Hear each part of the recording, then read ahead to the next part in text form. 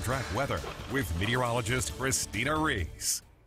Good evening, Northeast Kansas. Thanks for joining us here on KSNT News. We already got a taste of some showers and storms throughout the day today, but we are waiting for potentially another round to develop for this evening. That's due to our next cold front that will leave us noticeably cooler for tomorrow. It'll feel a bit more like fall finally, but we are tracking overall a fairly unsettled week ahead with numerous rain chances in the mix. A quick check of satellite and radar shows how nicely we have dried out since that line pushed through. Now continuing its track into Missouri right now, but again, we are waiting for additional rounds of storms to potentially develop. Overall, it did not dump a lot of rain. Billard Airport, only 0.02 of an inch of rain so far, and we're still sitting at 84 degrees right now after reaching a high of 86. Now, temperatures across the board are kind of all over the place for a couple of different reasons. Places like Burlington and Emporia, you're in the 70s, still feeling some of the effects of that rain cooled air. Now, the 70s you're seeing in our northwestern areas, though, that's due to that cold front. They're actually already starting to be behind that front, and that's why they're already cooler. 94 Manhattan as opposed to 78. You can clearly see where the divide is for that cold front right now.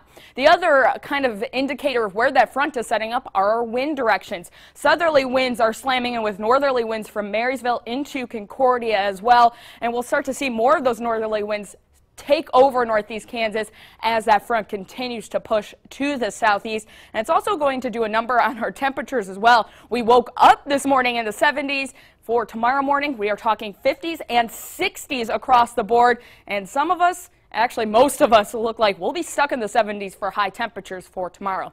Again, another look at satellite and radar shows that line of showers and storms pushing off to the east. But something we want to take a look at is MAXTRACK radar, because it shows something you can't always see on satellite and radar itself.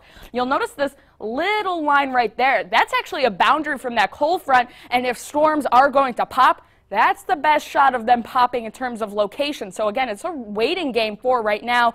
As FUTURETRACK will show, at 6:30, it already has numerous storms popping, so we are going to continue to wait and keep you updated. There is a potential for some of these to be strong to borderline severe. Main threats, though, would be possibly damaging wind gusts and maybe some large hail mixing in. Through the night tonight, though, that'll continue to push its way to the east, maybe some redevelopment overnight, so don't be surprised if you hear some rumbles of thunder, even as you wake up early tomorrow morning. I think we'll see the bulk of the rain for tomorrow morning before we see a little bit of a drop-off. So we're going to switch to a different model of FUTURETRACK that goes a little bit farther. So as this continues to push its way to the east, again, most of it I think will fall in the morning, maybe spilling over into the early afternoon. Isolated rain chances beyond that are still possible.